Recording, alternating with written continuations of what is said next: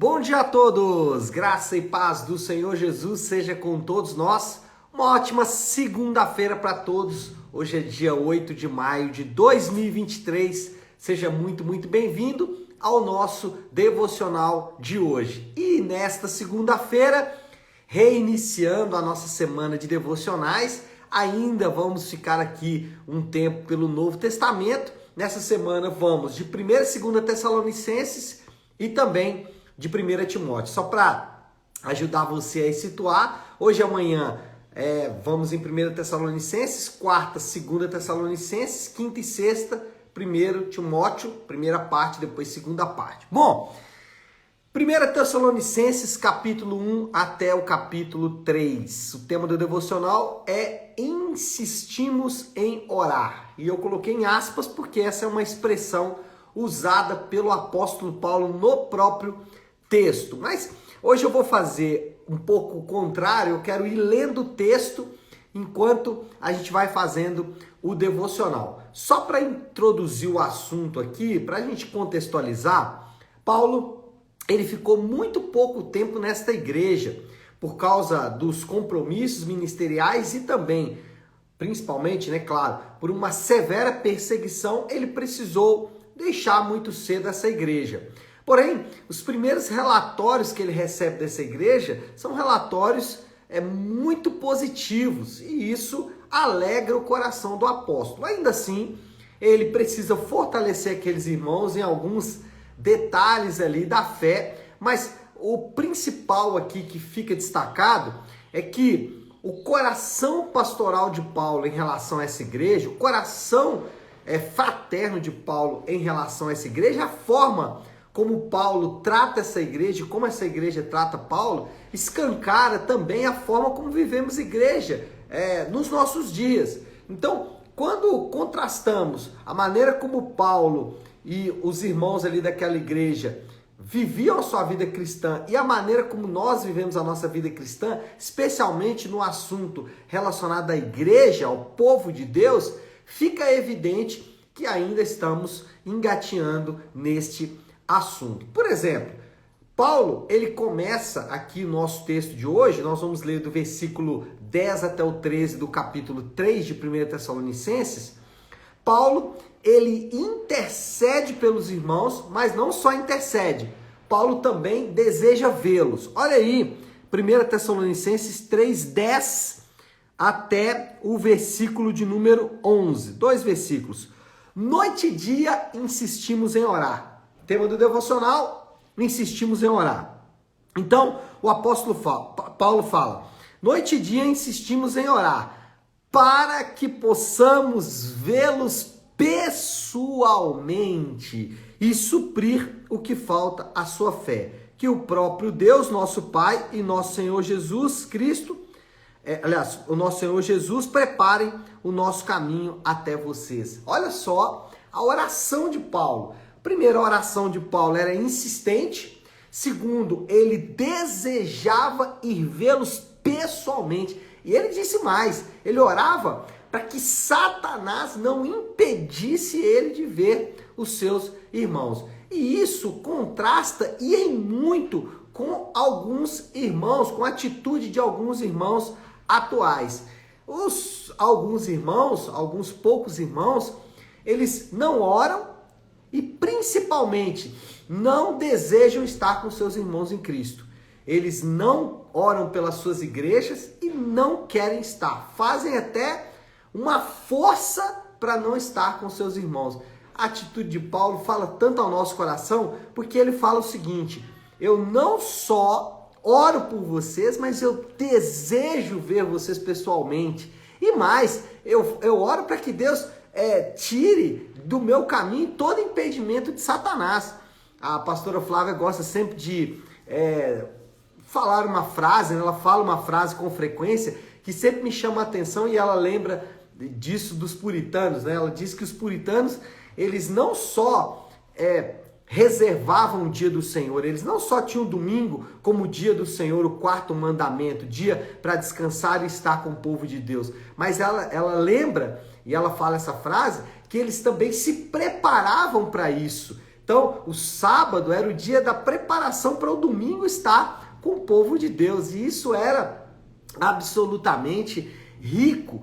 E parece-me que os puritanos tiraram esse desejo aqui desse texto de Paulo. Não só esse, mas outros também. Mas isso é muito lindo. Ver o coração de Paulo. Olha, eu oro por vocês, mas eu quero estar junto com vocês. Eu quero estar presente aí quando nos reunimos em culto ao Senhor. Eu quero partilhar com vocês parte dos dons que Deus tem me dado. Isso é muito rico, isso é muito lindo. Paulo não só orava, mas desejava estar com os irmãos, e não só orava e desejava estar com os irmãos.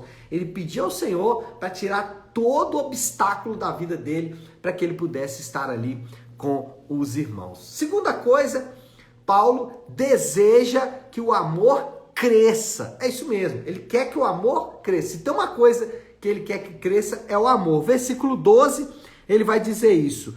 1 Tessalonicenses 3,12.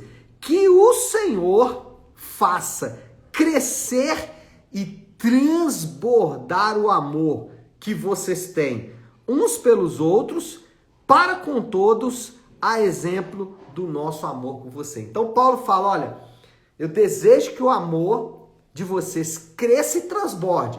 Esse amor que vocês têm uns com os outros e também o amor que eu tenho com vocês. Ele faz ali uma espécie de troca amorosa, né? Muito linda essa relação com Paulo. O que Paulo está falando é que ele deseja que uma dinâmica de amor na igreja cresça. Essa igreja já tem muito amor, né? O versículo mostra isso.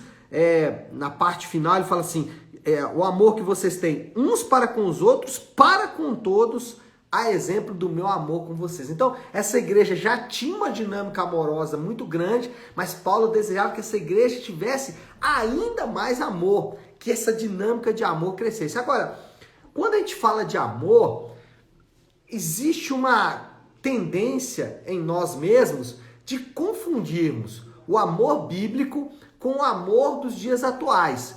O amor dos dias atuais, ele é um amor meio fake, meio falso, assim. É um pseudo-amor, não é um amor verdadeiro. O amor bíblico, ele tem algumas características que não aparecem no amor dos dias atuais. Por exemplo, o amor bíblico é um amor sacrificial. Olha isso. O maior exemplo de amor bíblico é o exemplo de Jesus, que deu-se em sacrifício pelos outros. O amor atual, ele exige o sacrifício do outro em seu favor próprio. Então, no amor atual, eu não me sacrifico pelo irmão. Pelo contrário, eu exijo que o irmão se sacrifique por mim. Eu exijo que o irmão abra mão de tudo que ele tem em favor de mim mesmo. Então, percebe a diferença? No amor bíblico, eu digo, eu me sacrifico por você. No amor atual, ele diz, sacrifique-se por mim. Percebe a diferença? Mas não é só isso. O amor bíblico, ele tem uma característica que falta em muitos casos no amor atual. O amor bíblico, ele disciplina com verdade. Ele fala a verdade em amor, mas principalmente, o amor bíblico não tem medo de disciplinar a pessoa que ama. O amor atual é um amor que diz o seguinte, não, faz o que você quiser, porque afinal de contas você é livre. Mas o amor bíblico é, olha, você está errado. E aqui tem duas dinâmicas, é uma via de mão dupla. Da mesma forma que eu disciplino meu irmão, eu preciso estar aberto para receber a disciplina do meu irmão. Então o amor bíblico, ele tem essa mão dupla. Recebo disciplina e dou disciplina. O amor atual não quer saber dessas coisas. E por último, o amor bíblico, ele é sem interesses. Eu faço não pensando em receber nada, absolutamente nada em troca. O amor atual, ele não tem esse viés. O amor atual é, eu faço porque eu quero receber algo em troca. Por exemplo, os casais, eles são ensinados no amor atual a fazer o seguinte: ame o seu marido, porque se você amar o seu marido ou a sua esposa, né, ame o seu cônjuge, ame o seu consorte. Se você amar aí o seu cônjuge, ele vai te amar de volta. Então, ame para ser amado. Percebe que existe uma troca? Agora, no amor bíblico, não. Eu amo. Se o outro vai me amar de volta, isso não importa. Isso não tem muito interesse. Então, o amor bíblico que Paulo quer que cresça aqui é um pouco diferente do amor que nós pregamos nos dias atuais. Lamentavelmente, talvez precisamos falar um pouco mais sobre isso. Mas, Paulo não para aí.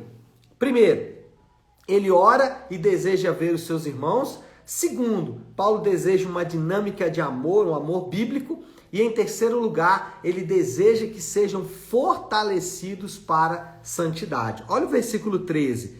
Que ele fortaleça o coração de vocês para serem irrepreensíveis em santidade diante de nosso Deus e Pai, na vinda de nosso Senhor Jesus Cristo com todos os santos. Então, Paulo, ele ora e deseja e almeja que os irmãos sejam fortalecidos no coração. Para quê? Fortalecidos para enfrentar as lutas diárias?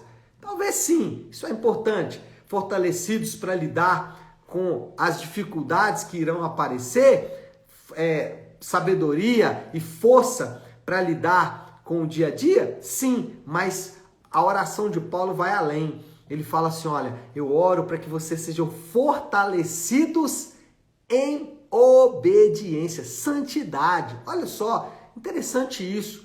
A força que nós precisamos, muitas vezes, não está em força para ganhar mais dinheiro. E óbvio que o dinheiro em si não é o problema. Mas veja a motivação. Paulo está dizendo, eu oro para que vocês sejam fortalecidos em santidade, em obediência. E aí, o que nós sabemos é que nós precisamos de força para obedecer aos mandamentos de Deus. Por quê? Porque os mandamentos de Deus, em muitos casos, vão desafiar, a obediência à vontade de Deus vai desafiar a nossa vontade. E aí precisamos de força para manter uma vida de santidade. Bom, moral da história aí já para a gente caminhar para o fim. Qual é a moral da história que podemos concluir? A qualidade da nossa comunidade, a qualidade da igreja que nós frequentamos e construímos, atesta a qualidade da nossa fé.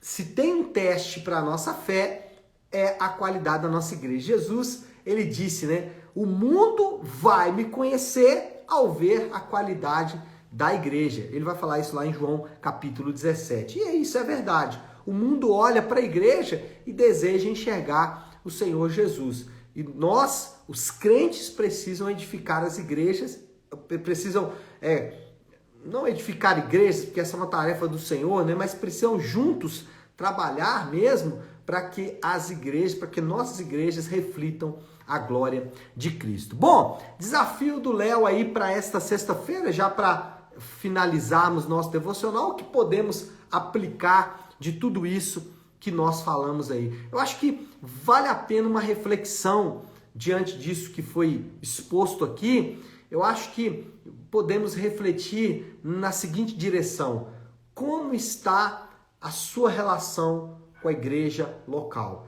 A sua igreja local, você se relaciona com ela como Paulo se relacionava aqui com a igreja de Tessalônica? Ou a sua relação com a igreja local anda meio rompida, assim, meio estranha?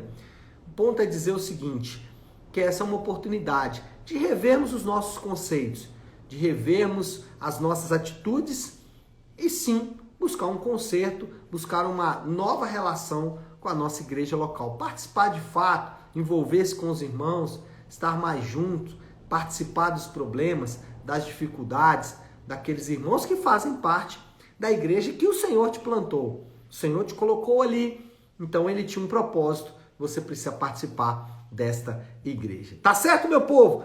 Vamos orar? Vamos colocar tudo isso aí diante de Deus. E como eu gosto de fazer toda segunda-feira, gosto de iniciar a semana de devocionais orando a oração que o Senhor nos ensinou, a oração do Pai Nosso. Vamos juntos fazer isso? Se você puder, pare um instante o que está fazendo e vamos juntos buscar a Deus em oração. Pai nosso que estás nos céus, santificado seja o teu nome. Venha o teu reino, seja feita a tua vontade, assim na terra como no céu. Dá-nos hoje o nosso pão de cada dia. Perdoa as nossas dívidas, assim como perdoamos aos nossos devedores. E não nos deixes cair em tentação, mas livra-nos do mal, porque teu é o reino, o poder e a glória para sempre. Amém. Amém, meu povo? Bom, então é isso. Nós vamos ficando por aqui. Que Deus te abençoe. Uma ótima, uma excelente semana, uma segunda-feira abençoada. Fiquem com Deus.